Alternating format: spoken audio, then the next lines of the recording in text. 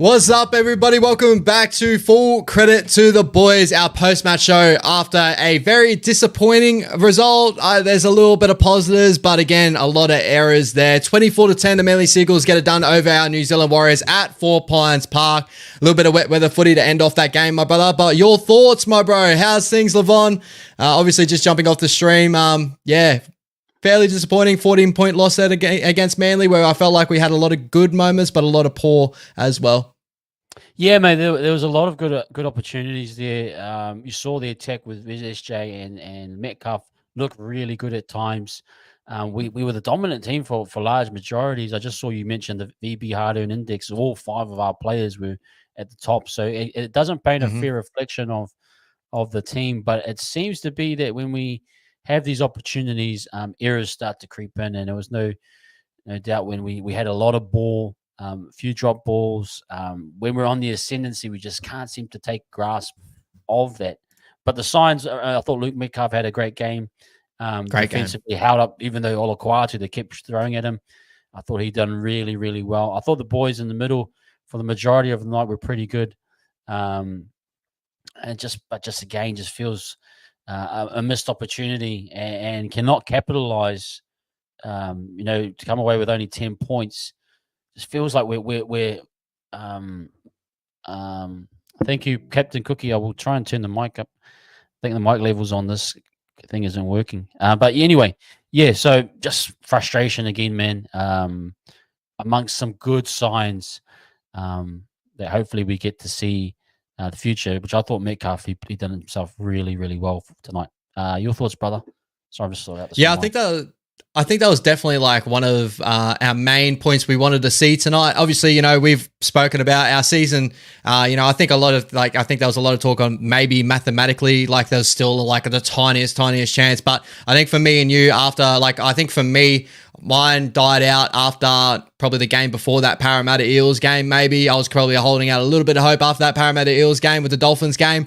But a lot of the thoughts around this game was just seeing Luke Metcalf back in that lineup. How'd the boys look in those moments? Did they connect really well? And I felt like majority of the times when it went Luke Metcalf's way, I felt like it looked very, very crispy. I felt like the moments that didn't really come together is a lot of those moments of, Shawnee pulling the ball back under. I think Shawnee definitely didn't have his best game tonight. I thought early on in the game, he had some nice moments too. Like he looked like he was up tempo and that. I felt like that second half is where it kind of crumbled a little bit, and it could have came down to a little bit of the pressure, him trying to do too much in this game. A couple of those unders balls just hitting the people's knees with obviously Kurt Catewell. But again, touching on what you just touched on, like as I touched on, the VB hard earned had all our boys up there at the top. Statistically, again, we get good field position. We dominate in run meters, 1,700 to 1,600. Post-contact meters, we dominate. Tackle breaks, we led in tackle breaks as well. It's all those moments. We get down to the opposite end of the field. These are all good signs for a side. It's just the finishing touches, bro, that we've been talking about throughout this majority of the season. And, I feel like mixing and matching our combinations just has not helped us at all this season. That's just my thoughts. I've found a little bit of positives to this game. Obviously, with individuals, what I've seen out there, I thought Luke Metcalf, as we said, getting back into first grade football looked really, really nice, and hopefully continue to run that out to the rest of the season. So Any other thoughts too, my bro? Who else you really stood out for you overall in this game? Yeah, I thought there were some really good moments. I thought AFB again just ridiculously consistent and solid. Had a great game. I thought yeah, just the overall team looked really strong at points. And I thought Lussick did well. He was a little bit tired, but he found some rhythm again. Yep. Uh, I thought our edges were pretty good. Pompey had a really good start there, and really engaged himself. I think, yeah, the wings, barring a few, I thought Dallin in particular was pretty good. CNK as well. I think everyone had a really good game. There were just moments where just the play just sort of, just everyone had a bad moment. It seems like tonight, or a difficult moment, and it kind of let us down. But I thought for the majority, some mentioned Tom Alias, if you call it, looked good as well. I actually thought when we played through the middle a bit more, we looked good. I know we tried to push the pass a little bit to the edges at times, and although it looked good in the wet conditions, slippery ball, the drop ball started to come through. So I would have preferred if we just played kind of one off the ruck a little bit more tonight, because there were signs that we were dominating that Manly pack. But at the same time, we need to be better in terms of finishing. Again, just opportunities when we have so much ball, we come away with so little points at times. And that has been a frustration for this season. You know what I mean? Yeah, and the reason why I kind of take a little bit of positives out of this, I know the errors were a very disappointing sore part in this game, but Manly Seagulls at 4 Pines is a very tough task. And I think I circled this game as a loss to start the season anyway on our run home. I thought that, if we had as dominant a side as what we could have been, maybe if we could have been like, we grown together, became a top 4 side, maybe we could have tested them at 4 Pines. But even some of the best teams in the competition struggle with Manly at 4 Pines. Manly know how to score points. They're an attacking, flamboyant football side. They got Ola Kawatsu, Tommy Trebojevic, even some of the young boys they got going on there. So I knew this was going to be a tough task. So I was actually fairly impressed with a lot of our efforts defensively. To hold Manly to 24, I know they still scored 24. That's still a bad mark for us overall. But for a team that can possibly score 30 to 40, we saw Parramatta score 30 on us. I was kind of thinking coming into this game, like if the boys come in with that same sort of effort of Parramatta, this could be a 50-point scoreline. But when we got into the contest, started to really feel our way. I think what makes it a little bit more disappointing is we went 10-all at halftime. We saw a lot of great moments. We're finding our way down the opposite end of the field. We're actually striking with a lot of ball that we actually had comparatively. I think it was like close to what we had a little bit up on the possession at the end of that first half. And it did feel like we were actually probably going to come home with this one. And I felt like, you'd probably, say the same. In all the other areas of the game, other than completing, holding onto the ball, I felt like we were dominant, especially running the ball. It's just that little extra finishing ability, that little extra touch we've been missing from the start of the season has definitely has showed its head again for us tonight against Manly. Yeah, well, the game was in the balance, and you're thinking 10 all at half time. Look, and even out of the blocks of the first, second half, we looked a stronger, more dominant team. But we're just doing ourselves no favors with the dominance. Again, we've talked about it, and it's a fact that we're the most dominant field position team, yardage, but we just can't seem to put that into points and put some scoreboard pressure on. We needed to put some scoreboard pressure on. But just I just want to give Manly some credit. I thought the detail around there, especially their spine, DC pulled the trigger. I thought Luke Brooks had a great game, some try-saving tackles. Long kicking game from him was really, really solid. Found grass a lot of the time. Even when they had poor sets, he kind of kept them in the game with that long kicking game. And then Trebojevic just popped up at the right time. You saw, the defusal of the high bomb, just putting himself in the right positions. And just it's so weird because that game just felt like it just flew by. I know we're doing commentary, it's probably the game goes quicker, but I just felt like, where did the time go? And it felt like we just it was before you knew it, the game was over. And maybe that's a symptom of when you miss out on your opportunities and you don't make them count, that you lose time and momentum. So yeah, just a frustration. But I said, like the Luke Metcalf, it looks promising. Just want him to Very get through some promising. games. I think he'll look even better next week. My Yep. opinion. Sean, farewell game at home. I think Sean, just needs a little bit more detail. We just saw some loose passes. You can see his mind kind of working, ticking over, but the reaction from his body just wasn't matching the players. You saw the drop ball for Capewell, the loose pass at the end there, kind of just need a bit more clinical decision making there, but just disappointing.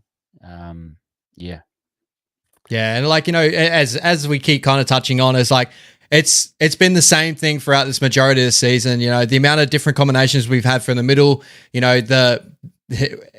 It's tough for the boys to really build cohesion when you got your halfback that's out in and out every week. You got your number 6 has changed again. This was supposed to be as close to our first strength squad, from the start of the season.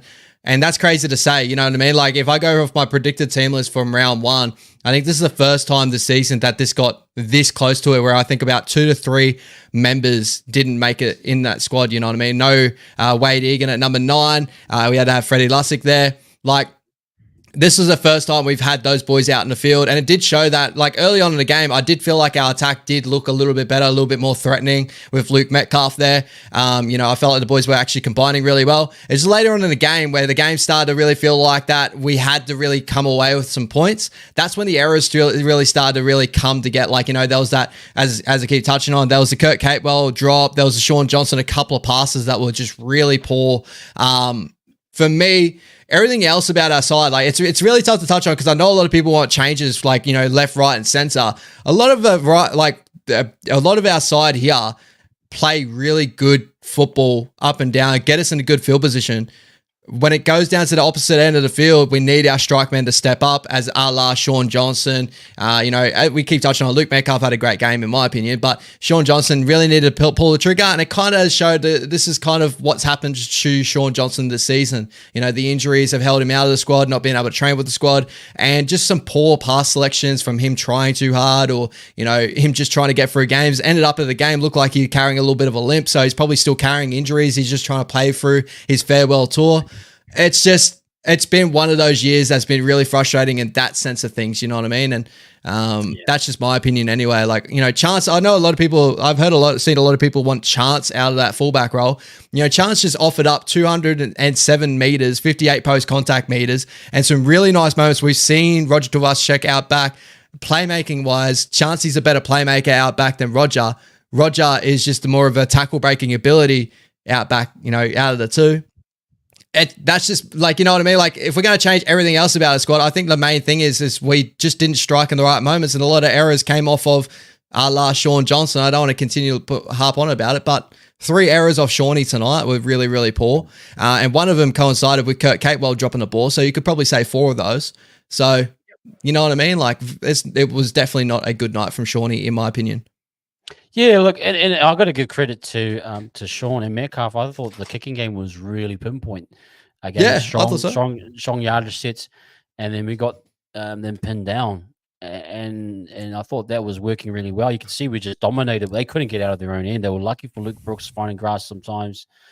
They got some penalties, like we said, they were crying out for a penalty, and some little experienced plays from DCE getting Metcalf at marker. Just little things keeping them in the game when we were the more dominant team. And so I can't fault the field position and that high kicking game.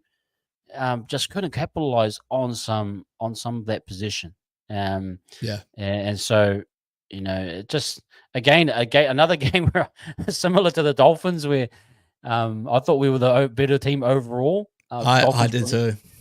We just couldn't get and then similar here to the Seagulls game, where we were dominant for the big majority of that game, and just couldn't ice big moments. I think you probably look at one would be the disallowed try, where we agree that DCE was not active in the line, and there should be some discrepancies around if you're active or not, making a genuine effort. If you get that one on the board, and the Freddie Lussick one where Freddie just controls it, DCE with that magic foot just to get, maybe things change a little bit there, and there's scoreboard pressure, and we can, but it just felt like the momentum just got sucked out of us. Pompey knock on, RTS getting taken out I don't know if that was the first half or not, but you probably, just little moments. Garrick winning the bomb over Montoya just couldn't get it back, and that's the NRL. Is that once there's momentum, you're fighting so hard to try and win it back, and then time's your enemy. Yeah, so that's kind of how it is. Thank you, Interwebby. Appreciate you. He did. See if he looks good. Just real quickly on him, Ash. I think if he takes maybe 5 kicks off, or maybe just 4 or 5, he'll look even sharper next year. He just 100%. looks a little bit heavier set at the moment, but I think if he just takes a little bit off, he'll be ready to go for next year, in my opinion. Yeah, and I think a lot of that came down to Sif had to deal with, I'm pretty sure he came off the ACL injury this year, so he had to recover back from that. He definitely looked like he's put on a pound on a bit of muscle, so maybe he's just trimming down. I think that's the reason why we had seen him in New South Wales Cup for a long period this year without seeing him maybe on our bench as much as we're kind of seeing now.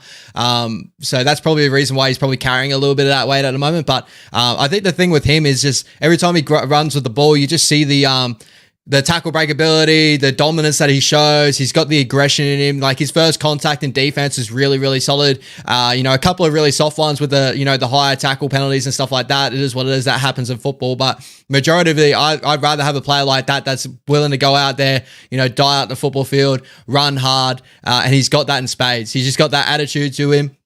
He's someone that we can really build for with the future, especially with a lot of our other young guns of like the Lekau Lasimas and stuff like that. They all come from a very similar mold. Zion Ma'us, like very aggressive runners of the football. So something to be really excited for in the future, especially with Fisher Harris coming over next year. Yeah, absolutely. Just quickly talk about the defense a little bit.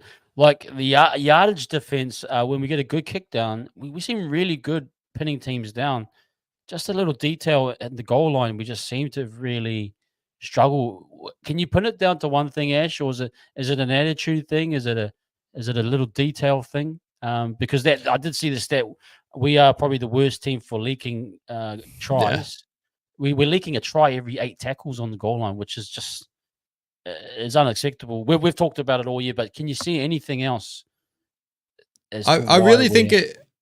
I really like, the more I look at it, like the more I'm kind of touching on a lot is we're seeing a lot of like our edge breakdown majoritively to, I think our middles find a little bit of moments to rest on our try line, and they're not pushing our edges out far enough. I noticed that like as soon as like Manly get that extra, that long ball shift, they already got the overlap going. So the number up that fairly like, from, playing like I've never played first grade systems and stuff like that, but just playing normal systems, as soon as like a winger or a center and that start to see that, the playmaker's got the outside man, pretty much that's when like our defensive shape start to really click into play. So Dallin will dart in off his wing and try to cut down a lot of time and space because you would rather them score around you than score through you, right? So you want to cut down a lot of that time and maybe force an error. That's usually where the system works.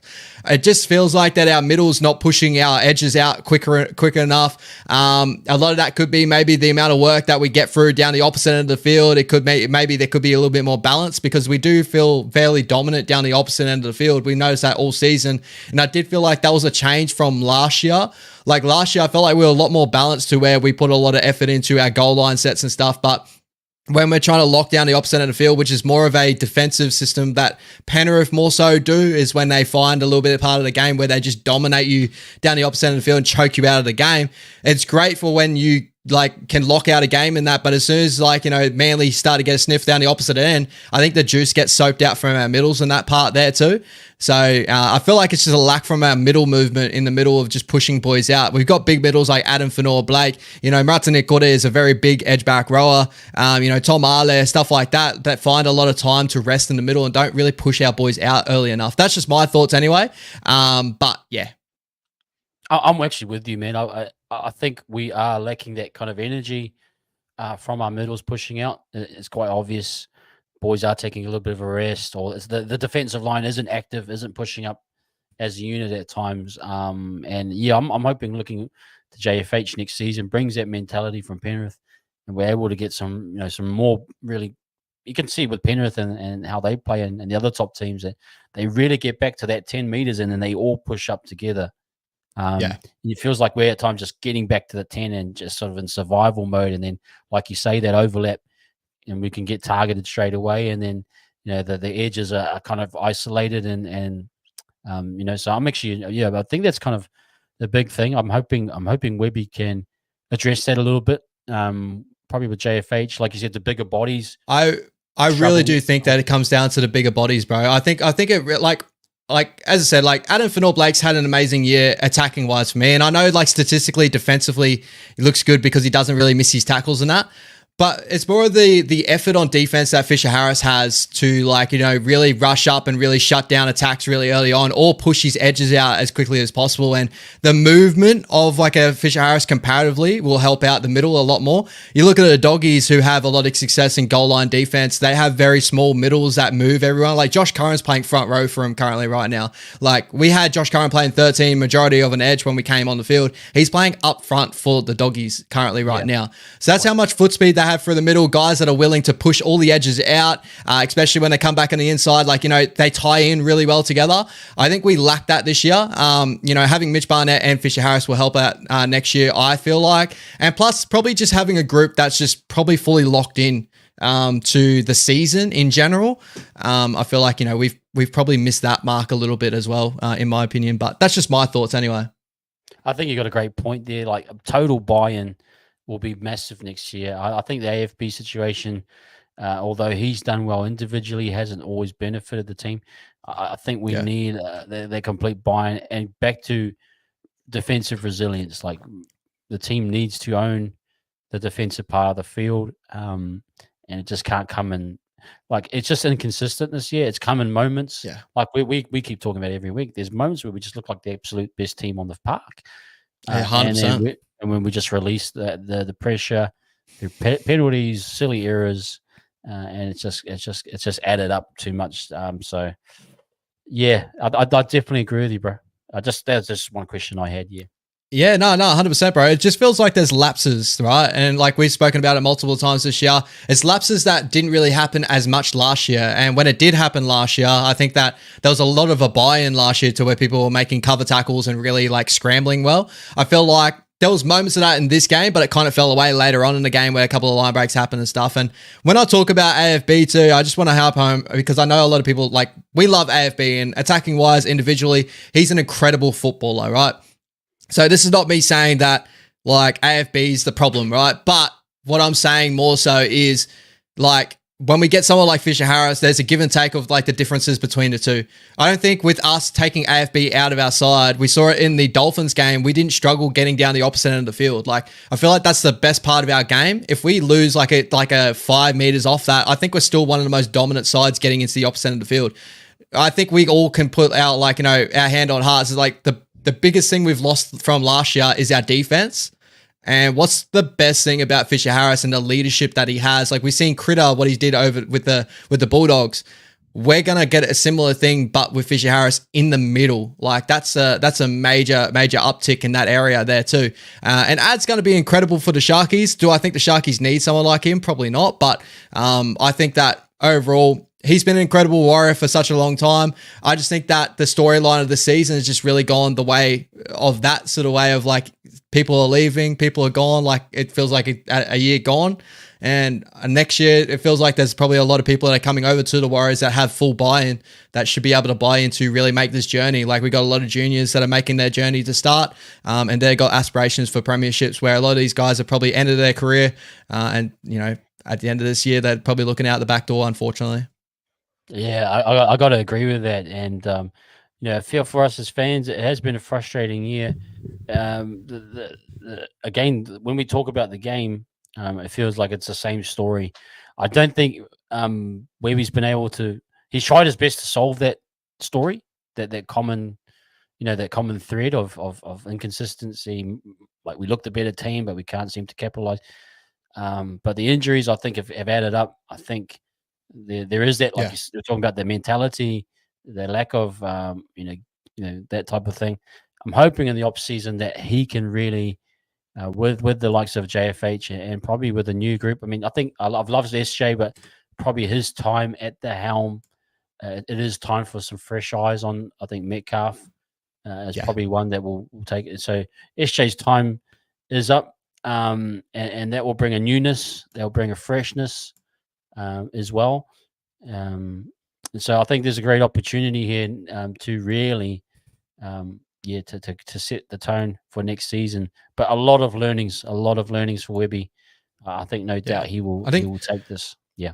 The best way I can describe it, bro, is like we probably are going to start looking into, the players that we're going to be bringing in, juniors and stuff like that, haven't had the scars of what the Warriors have been in the past. Like, very early on, they're in a system now that's been fairly successful. A lot of these boys coming through, especially like when the Harold Matt's boys start to come through, they've obviously got the win very early on, their first taste of like proper development systems. So that will help in the future as well. That's why I'm kind of hoping that we kind of hold a lot of our juniors down in New South Wales Cup and win that comp down together, is so we lose the scars of being the side that just crumbles under pressure. It's been like that for a little while now. Sean Johnson, unfortunately, I love him to death, but injuries have been his biggest fallback. And then the boys start it just feels like our seasons just crumble under that. And now when we got a side that doesn't have, a big name like that, and that's supposed to bring it all together, maybe next year it becomes more of a team side, if that gets for me, when I look at a side that we have now, it's incredible on paper, but we've got a lot of big names, big egos in that side that we're going to have to contend with next year. I feel like Fisher Harris is not a big ego. He's a guy that brings people together. We're going to have a halves combination that's done a lot of work with each other, like Tamade Martin and, Luke Metcalf. I believe that's going to be our halves, next year. So I think there's going to be more of a team buy-in than there's going to be an individual buy-in, in my opinion. Yeah, I actually agree with that philosophy. I think there was a massive dependence on the likes of Sean to be at almost perfect Dalium levels, and other players. Now I think that responsibility is kind of spread, sits on a lot of majority of everyone to be responsible for the performances, and hopefully that breeds camaraderie, effort, accountability.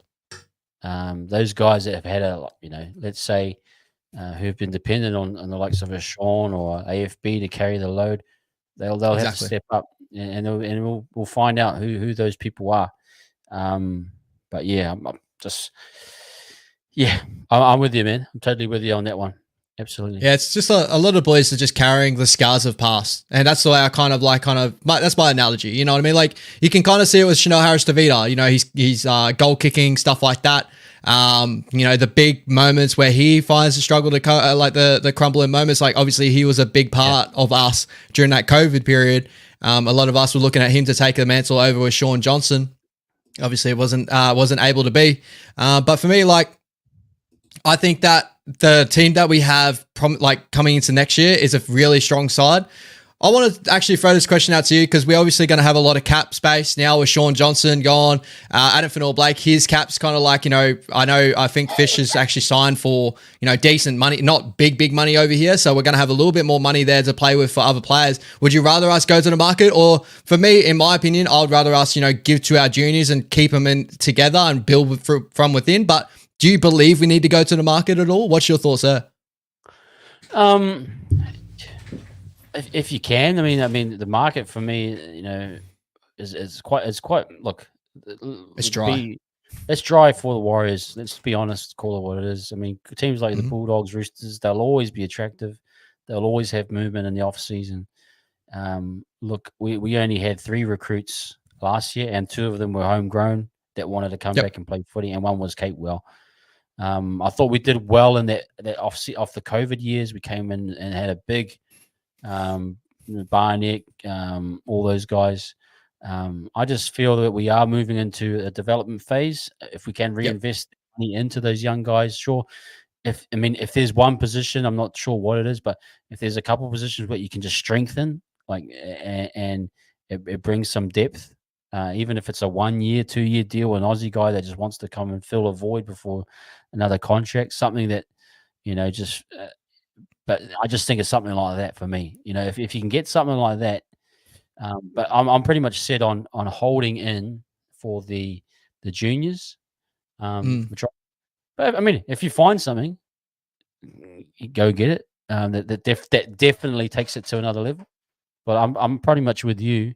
We're into the rebuild or the kind of the development phase of our club pretty much soon. We need to probably invest in that and see if it's, figure out the chinks in the armor. How many of these guys can come up and genuinely play? You know, if we can get 3 or 4 of them, that's huge. Not every club can do that. And then if you go the next year and you get another 2 or 3, then you're looking kind of like Penrith 2019, 2020-ish. And then you might say, you know, we're gonna. So I think sometimes this might be the thing with Webby. I know Webby's trying to delay that process. You know, he's pushed Tohu to the brink. He's pushed SJ. You know, he got the best out of SJ. He's pushed SJ even longer. He's trying to get that transition, but we might see more of it next year. I think we will, bro. I really do think it isn't a bad thing, because that was always the plan. And 2024 for me was always the one year that I thought we'd have a genuine shot with that lineup of AFB, SJ. It turned out it wasn't meant to be. Now I'm happy mentally as a fan. I always knew 2025 and onwards was going to be more of that development program coming through, and I'm happy with it. I've got no issues with it. I really do think that, like, I even think the last 2 years have just been the start of our development anyway. You know, I think from the day one when we had Webby come in, and this is why I'm probably a very strong advocate for Webby as our coach, and the reason why he's a good coach and what systems he's brought into place is really helping us, is I think when we talk about development, I don't think we're just talking about development in our first grade squad. I think we're talking about development from New Zealand Rugby League. And I know there's a key thing that you said before was you would probably love to see another Aussie maybe come over and, like, you know, play hard, direct, or, you know, help out in the middle, like, you know, those little extra thing. And I think the reason why a lot of that has been a thing with the Warriors is, like, to have an Aussie like that to come over. And I don't want to talk about it, like, as you guys know, I am an Aussie. But from what I've heard, a lot of my really good Kiwi mates is New Zealand football used to be just smash and grab. It used to be just run out there, run hard, get your head taken off, you know, and like maybe the cream will rise to the top. You got players like Sean Johnson, touch footballers that have been incredible, but over here in Australia has been a lot more technical, and it has been for a long time. It's like Union over you guys has been a lot more technical than what it has been for us. Like rugby league has been the pushed to the side for Union over in New Zealand, where rugby league's been pushed to the forefront. Rugby union's been pushed to the side over here in Australia. So it's the difference between the two systems. I think this is what Webby's been doing when he first came over here, is he's built in a system for all these boys to learn at high school, which is finally we're tapping into high schoolers over in New Zealand. From everything I've heard over there, a lot of like news stories coming out about us fighting with rugby union about getting our systems into place, which has not been a big thing over there in New Zealand. You know, we're finally, our Harrimat sides pulled together a lot of really key pieces there that end up winning the premiership there, and even some Aussie boys coming over and wanting to play in New Zealand, but they're also building the technicality that the Kiwi, like the New Zealand Warriors need, and even the Kiwis need to get to the next level, right? You know, I think that's the best thing that Webby's actually built bringing over to the Warriors. I know a lot of people just see the first grade squad and how they're performing here and be like this and that, but Webby has put a system into place that is filtering down to all our junior grades that will bring these young kids up that have a different edge to what these guys have had. You know, a lot of these guys that are leaving the club now have been scarred from our part, like scarred from what they've had to do before. But now this is a different type of Kiwi player that's coming through grade. And a lot of that is like, for me, I would like for us to keep our money and spend it on these young kids, bring them up together. We've got a lot of great juniors, bro. Like if you watch, like, you know, week in, week out, and even like players like Kahu Kappa coming back over to New Zealand from the Roosters system, that's a major scalp. You know, Jet Cleary coming over to have that with us is a really good scalp. Like the development system we're putting into place has been intact for the last couple of years. We've been in a development phase. First grade squad hasn't looked like that way. And as you said, it felt like this year was going to be the year. But I think the Warriors have been in development since Webby started there. You know what I mean? Like, I feel like Webby's whole plan and system is get experience in the first grade squad, see what I can pull out of it. He didn't make big signings when he first came to the club. He actually built with all the Nathan Brown's boys that he had at that club previously and got him to a new level, which we all saw. Mitch Barnett's hit a new level. Adam Fanor-Blake hit a whole new level. We all know this. Like, we've hit a whole new level with all these players. And then when our junior development has enough time to bring technicality to all of these boys to get up to first grade, then that's a whole new era of Kiwi footballers. That's just my opinion. That's what I'm seeing from the outside. That's what I'm hearing from a lot of our, like, people, like, our junior bases and stuff like that, is these are new systems. Everything that goes around the club right now is going through Webby. Like, Kai Kara France was on the Bloke in a Bar podcast, and, talking about the fights over the weekend, but he said Adam Blair came to him to be the wrestling coach and he had to go through Webby. So Webby sat down, had a conversation with him. You're the perfect, wrestling coach for us. Everything's going through Webby at our club.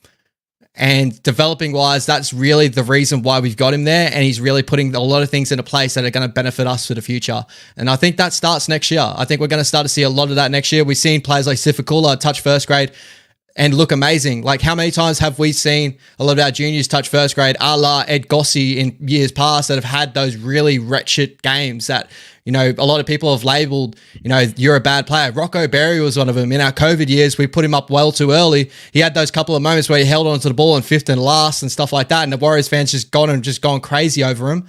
Like, we're adding new technical Kiwi players into a solid foundation to where they feel comfortable to go out there and play their best game. So that's just for me, bro. That's the reason why I always stick out with Webby. He's been our best coach since Ivan Cleary, and I'll hold that no matter what.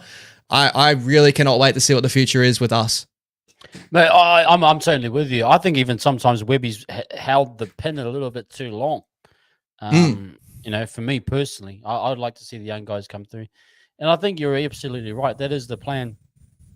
I think ultimately you got to let the young boys play. And like even I've said, I'd like to see the guy like Roach get an opportunity in the starting side. I just think that the youthfulness of our team, there's a lot of possibilities there. So I think Webby's done well to try and manage that expectation. But I'm with you. I think we need to go into the rebuild phase. I only said if you get someone like that, you clear out and out, brings it to another level. Yeah. For me, the general market at the moment, I can't see anyone on the market that's going to take that to us to another level in any position. So I'm with build through the young fellas, secure them up, and then like build with them. Like this will be a new crop of guys, and there'll be time to kind of let them grow, and they'll have their shortcomings, but they'll also have some amazing moments. So I'm totally buying into it. I thought just 2024 was that 1 year. You go all out. You get mercenaries in because it's an old squad with SJ and Tohu. Didn't work out. I'm cool with that. I can move on. Now I'm ready to go with the young guys. So, and I think that we're building that in. You can see Warriors camps across the country. They got little satellite groups. I know Gussie Gould and I think everyone's for so long. The Warriors have just been pinched. Teams have taken so much from us. Now we're just sort of slowly trying to get our own development programs, which has taken a lot of money and investment, but it will pay off. Totally agree with you. Yeah, and I think that's what I mean. Like that's the reason. Like I know a lot of people are seeing the first grade squad, but there's reasons why he selects the teams that he selects. There's reasons why there's things that are going on with it. Is mainly because he's trying to put into place everything for our juniors. He's changing New Zealand Rugby League. And I think that's the biggest thing for the Warriors is if the Warriors go well, New Zealand Rugby League goes well.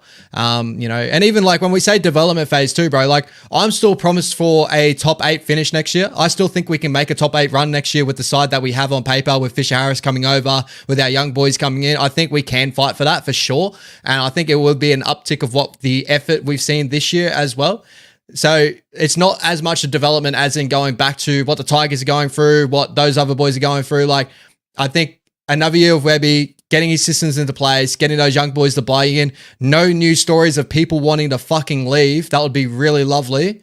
And just everyone buy in for our system and just play football. That's really what's going on with the Dogs at the moment and why they're playing their great football is everyone's bought in now. Like no one's rumored to leave, pushed out of the club.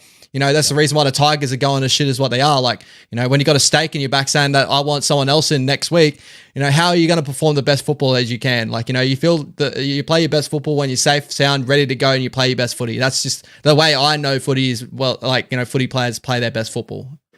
Bro, I'm totally with you. I just want to quickly get to this question from, thank you, NZWARRIORS. Thoughts on change of assistant coaches? what's your view on assistants? Are they the big difference maker, or do they play a big enough role, or at the end of the day, are they just a mouthpiece for the coach and he's the brains anyway? So, what's your thoughts, bro, on assistant coaches? I think it's differing with multiple different clubs. Like I've heard a lot of things that, like, you know, when it was the Penrith Panthers before, I think Webby and Serraldo had a lot to do with that side. And obviously, you know, Cleary was doing all the major things over the top, you know, putting the right things into places. I don't think I can put down this year. You know, I've seen a comment before about the Cowboys getting a, you know, our assistant coach, our defensive assistant coach. Like it's proven that the Cowboys are one of the worst defensive sides in the competition. So really, that's not a different thing for us, right? I think overall assistant coaches, they can do a lot, but for me, I feel like the media swell of everything going on at the club, you know, I've heard disjointed, you know, for a while now. And I think that's really been the main key issue. You know, obviously good assistant coaches will always be better than like bad assistant coaches, right? Like I can't argue that sort of point, but I don't think it's that much of a reason to why this year's fell apart for me. That's just me. Yeah. I mean, I think there's some coaches that are particularly strong. Like you look at Serraldo, for example, was, you know, a really good defensive coach. And no doubt Ivan probably gave him a lot of the reins to, you know, sort that out. I mean, you look at the different teams. NFL, they have their offensive coaches and the defensive coaches. NBA, yep. I remember it was the 08 Celtics was who the defensive coach was, Mike, what's his name? He ended up coaching Derrick Rose. He got that job in 2010. But he was not Tom Thibodeau. Thibodeau, and what's his name? Old Doc Rivers kind of took the shine, but Thibodeau was the mastermind behind the defense. So there can be good assistants, but at the same time, is it the massive difference making? Probably not. Well, look at a coach like Wayne Bennett, bro. Like, you know, he's the type of head coach that kind of takes over. Everyone else is like, you know, Wayne takes a lot of the big, like, he kind of like overarches the assistant coach. Like, you know, Christian Wolf is the assistant coach for the Dolphins right now, but I'd name anyone else to name the rest of the assistant coaches for the Dolphins. Like, there's a couple other, you know, obviously, Craig Bellamy is a major piece for the Melbourne Storm, right? You know, all his assistant coaches change him year in, year out, but they still stay the same. Like, there's a lot of differences there.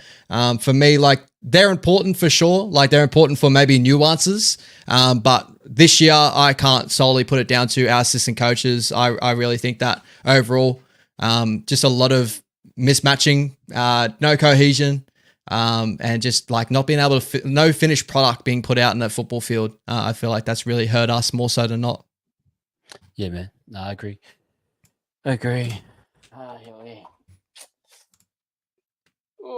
But we got here T McKay looking at off-contracted players on zero tackle. Only a guy I would look at. I wouldn't touch Tafade at all, my brother. I'm really, really sorry. But yeah, that would be good impact off the bench. For me, bro, I wouldn't touch Tafade if Wayne Bennett didn't keep him around at the Dolphins due to a weight issue, and it maybe come down to obviously his work ethic. Maybe like he's an incredible talent, but maybe the work ethic's just not there. And I think we're not a side at the moment that want to have that in our side. But that's just my thoughts. Your thoughts there? Is there anyone on the market that you're probably looking at the moment, bro? If you got a name, I know we just talked about that a little bit, but is there any eye at the market that you're like, oh, that's the guy?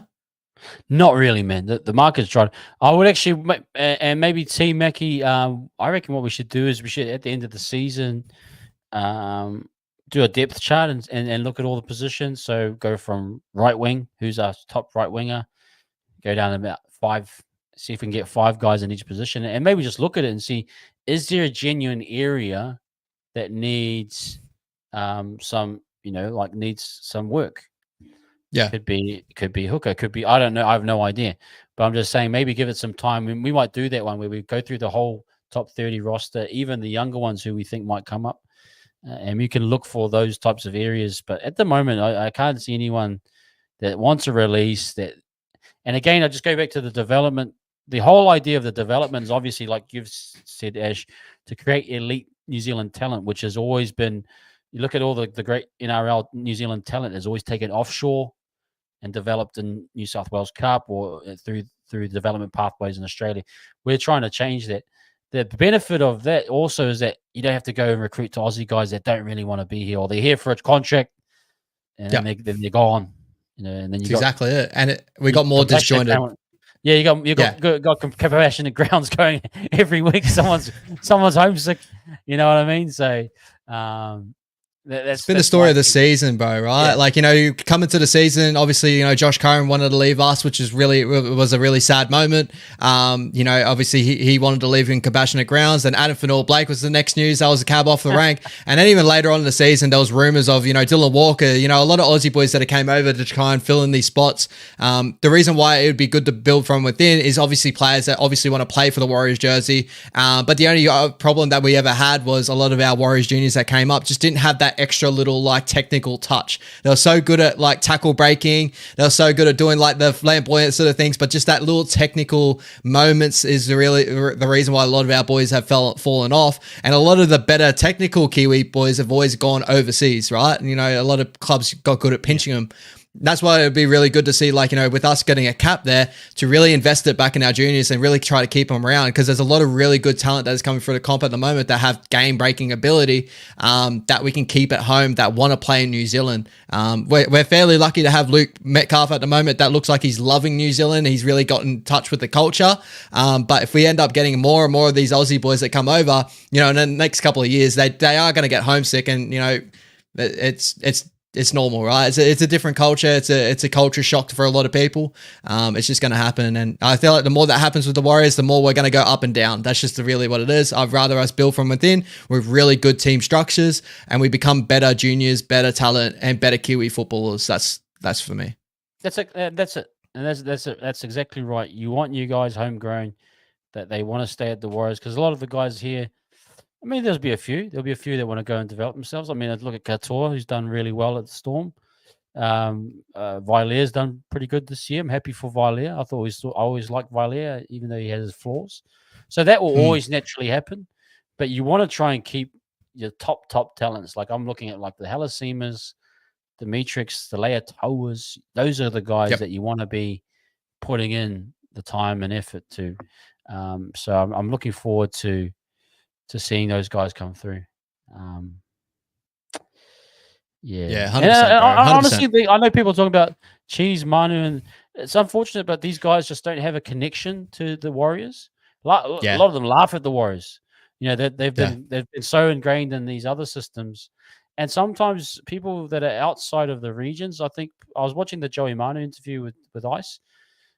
Sometimes they grow up as rugby union players, so there's no connection to the Warriors as such. And I think those guys, they are elite New Zealand talents, but I very find them. I give Fresh credit, because technically he's from up north and probably was recruited directly from the Panthers.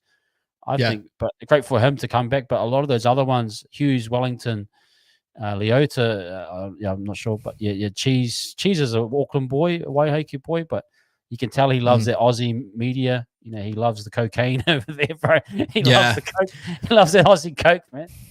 And I think like we need to start looking at like players we are bringing in, because like I think that's a one good key area I think Webby's done fairly well at with his recruitments. I know that they haven't had their big breakout season this season, like Roger Tavasek, that sort of stuff, but like the mentality of the people that he's looking at is really where I'm keying in on, and none of them had the big ego to be the big boy. Like a lot of the times we got caught into buying like big ego players that come over here and like kind of rule over the club. For me, like Nas is a big one that everyone wants. I don't want to touch Nas. Like, Nas is an incredible footballer, individual footballer, but he will bring so much different things, like so much, probably like, he'd be a big individual, a big mentality to really hold with the club, instead of having like Fisher Harris, that for me, every time I've seen Fisher, he looks like he's just more of a team player, very quiet, very family orientated. He's not all about like the news stories, the media, where Nas, he loves to play with the media. We saw on Instagram, obviously playing, bait with the media, saying he's going to leave Melbourne, and he doesn't leave Melbourne, right? So I don't want that at the Warriors. I want a guy that's fully committed all the way through. That's just me. I'll be honest with you. There've been some guys, Aussie guys, Kiwi guys, that come back home and play for the Warriors. I feel they've disrespected the Warriors. Like they've treated it as a mockery. They've treated it as I was coming here and muck around, and that was the culture of the club You know, I think For we don't ages. want any of those. We don't want any of those guys like Nas. Yes, they're supreme talents, but we don't want anyone that looks, at the club as not what they really want to do. So Yeah. that's kind of how I see it. Like the club needs to hold to its standards. It needs players that respect it and will give it the actual and won't just take a money smash and grab type thing. And I think Webby's onto that. I think his recruitments have been guys that he can trust on the field. Catewell might be one where he's kind of he hasn't before, but I think Webby like knew him as a player, trusted what he could bring, understands the work rate. He doesn't have a connection to the Warriors, but he's looking for a contract. I can kind of get that. So I think we are staying away from the trouble. Or like what's it called? There's a term, like Antonio Brown. It was a basket case for the Pittsburgh Steelers, but they tolerated his behavior because of his talent. We don't want to tolerate behavior for talent. We want people that are talented, but also their behavior is in check all the time. Yeah, exactly. And every team fell into that trap. Remember when Antonio Brown was legit going on his like farewell tour, bro? The Buccaneers even wanted him for that period. From memory, I can't remember if he ended up winning the Super Bowl with the Buccaneers, which would have been a crazy achievement for Tom Brady. But I think it was after he ended up leaving. It was they end up getting over that little hump. And it's very similar, bro, in rugby league over here. Is like as soon as you have the guy that has a little bit too much of an ego around the group of players and put a little bit people out of side, we're not having a closed group. We have like a separated group full of multiple different people that think different things. That's when you start to see like, these up and down performances. When you got a lot of people that want to go out, to different clubs, how are they going to play like for the jersey? They're professionals. They'll go out and do enough what they need to go, but they're not going to go to the extra different level. Like we saw tonight, I thought when the dying games, we saw Chanel try to race out of the line and try to put a big shot on, moments like that. But it's because he wanted to die for a Warriors jersey. I don't think he ever wanted to go anywhere else. You know what I mean? Like, Chance is a big one for me. Is like, he was always a big lover of the Warriors. He came for the Warriors. He had to leave the Warriors because we weren't giving him any sort of opportunity. He came back. But that guy's going to play all the way to the end for the Warriors, in my opinion. So there's players like that we need to keep around the club and really show a lot of good backing to players that have been good servants. And and really they're paving the way for a lot of the juniors to show the best parts of the club. I'd rather have hard workers at the club that are going to show everyone the little things. So when these juniors come through, they know what they got to do for the next generation to thrive. That's just me. Yeah, man, I'm totally with you. Shout out to Epi as well, talking about different parts of the country. Like I know Canterbury, Gus has got his satellite system down there in Canterbury Rugby League. Wellington, I think we've got I know we've got satellite systems happening across the country, which is great. We need in NZRL to pick up its game as well. I think the Warriors are leading by example and doing their best. So, but the talent, like the Toby Crosbys of the world, like that looks freaks. So I agree with Ash. If you can get him signed up, get him a contract now and keep him at the club. We develop him, bring him to New South Wales Cup next year. Gets maybe a few touches, a few games, and then before you know it, you're like 26, 27. You got this young crop of players and you got cap in space. Maybe you want to go for a Dylan Brown. Maybe you see, okay, the halves aren't there. We want to get a marquee. You've got the money there, Yep. But no need to go for like little, mercenary Aussies. Grabs. Yeah, smash and grab type style. Like just sacrifice for maybe a year or two, build the cap up. And if you've got a real confident, like we want this guy, he wants to be part of the club, like a JFH. Yep. Do it then, But I think I totally agree with you. I'll put it this way, bro. Where have we seen our best performances this year? Like we've seen it with a lot of these big names being pulled out of the lineup and showing the systems just playing the way it's supposed to play. And we've had our best, like, hard-nosed performances in those ones. Remember, like, we beat the Panthers.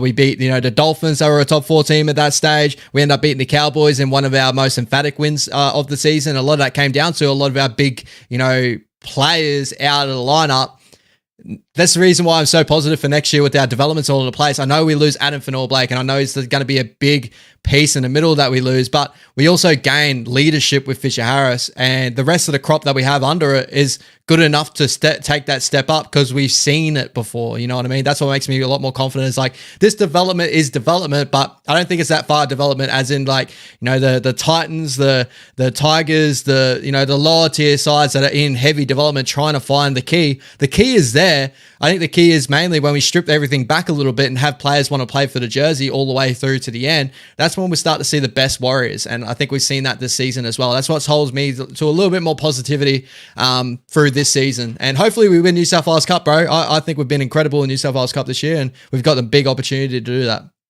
So Tamari's having neck surgery. Who's the halves at New South? Would it be Ben Farr and Luke Hansen? Hansen, okay. So you don't think they'll send Metcalf back down? I think that's probably they want to see Metcalf play out the season, I would imagine. I would probably say now that he's bit the bullet and brought him back into first grade, he'll probably play out the rest of the season due to Tamade going down with a neck injury. Depending on, if Shawnee goes down with injury too, he'll probably get the 7 jersey because we did see him limp around. I'm sure Shawnee will play out, but we've seen a lot of other different things happen this season too. So I'd probably say Luke Hansen and Ben Farr probably play out the rest of the season. We have seen Paulie Roach play 7 before there too, but they're good enough to get the boys around the park. Especially a lot of we got Lecker still there. We got Laban still there. Kalani going, as we all know. Bussy Colours, a good little outside back that we have there. Sio Gali, a lot of these really good, talented outside backs that we have there that got game-breaking ability. They will go really well in Cup. Luke Metcalf's definitely going to be a miss, and I really wanted to keep him there in Cup to win a premiership in New South Wales Cup. I think that would be a major thing for our organisation, but that's just Just quickly, Epi, are you involved in development? You seem to know a lot about all the movements. You might have a hand on development pathways, Epi. Just interested to, because that's another good point. The NZIS, I think it's like the high performance programs in New Zealand. The Warriors have just gotten in there, which is great to hear as well. I'm definitely looking forward to a lot of that talent coming through. Mate, I'm done personally. If you want to keep going, Ash, my brain is. I'm gonna get some sleep, bro. It's late over here, so I can only imagine how late it is over in New Zealand, my brother. So I appreciate that. But again, the reason why I say these things, guys, is mainly I want you guys to be positive with what we have. We have got something special with our developments and that put into place. I know a lot of people only watch our first grade squad, and it's been a fairly disappointing year. 100%, it's been a failure. But there's a lot more than just first grade, and that's what builds an organisation, and that's what Webby does more so than not, in my opinion. So we got our first grade, we got our New South Wales Cup squad playing on Saturday, 12:30. It's on New South Wales Rugby League TV, guys. If you got that on the app, you have to pay a subscription to watch it. But go see the boys play against the Seagulls little cup team. We're 4th place currently right now, was it looking for the team list here? Obviously, Metcalf is out, but we'll probably get a couple of boys to fill in some spots there too. So get excited for the run home in New South Wales Cup. Yeah, man. Just lastly from me, guys, thank you again. Thanks, Ash, man. Massive night for both of us. Thanks for the watch along. Just a quick shout out to all of our members. And shout out to Killer for gifting 10 memberships. So I think we're maybe around 15 members at the moment. We appreciate everyone. We're looking forward to the next month. We will have members only chats. Sometimes we'll have member chats prioritized. We'll probably do a live stream as well with the members call-in show. So heaps of benefits to being part of WUTV moving forward, and we appreciate you guys for joining the family. But thank you again to everyone, Killer, for donating those. If you got a membership, I see there's Ghost Slayer. There's a few of you guys highlighted with green. Enjoy your membership. But yeah, thanks again, Ash. That's me for tonight, man. You got any words? Anything else? Nah, guys, let's hold together. Up the wires as always. 2025 is coming very, very shortly. And obviously the big run home, WUTV, guys. We got a lot of content coming your way, and we won't really die off too much because we've got international football too. And I'm pretty sure we're fairly keen to talk about some international. That's where we've become a little bit of enemies, my brother. Aussies versus New Zealand. It's going to be really excited for that one. Yeah, hopefully another 30-0 grand final would be nice. Nah, but it's got the Kangaroos. It's very hard just quickly on the Kangaroos, Kiwis. Firstly, just want to quickly say that I'm disappointed we haven't gotten we don't even know where these venues are. We don't know who's playing. International I know. game is just really struggling to organise itself. But when it does happen, look, the Kangaroos, it's very. I don't think there's been a 1 year where we've kept them out 2 years in a row from winning a trophy. So it would be a tight one, but exciting as well. Yeah, can't wait for that. Judging by what I like this year, bro, with the Maroons, with the Warriors, with the Aussies, it's all not going my way this year, bro. So we'll probably do also some watch-alongs for the finals. I'm kind of looking forward to the season being over for the Warriors. I just want to take my mind off it, just watch some other teams play some footy. So we'll be hanging around for some watch-alongs. Come around from down unders, no doubt. The Brody and Ash will be breaking down all the NRL, but I'll jump in as 100%. Well and probably do some watch-alongs. Obviously the grand final will be a great one to be involved in. Semi-finals, I just love finals footy. So no matter who's involved, but that's me, man. All right, guys, have a good night, eh? WUTV Up TV, baby, up the WUTV. Let's go. Onwards and upwards, brother. Onwards and upwards. See you, people.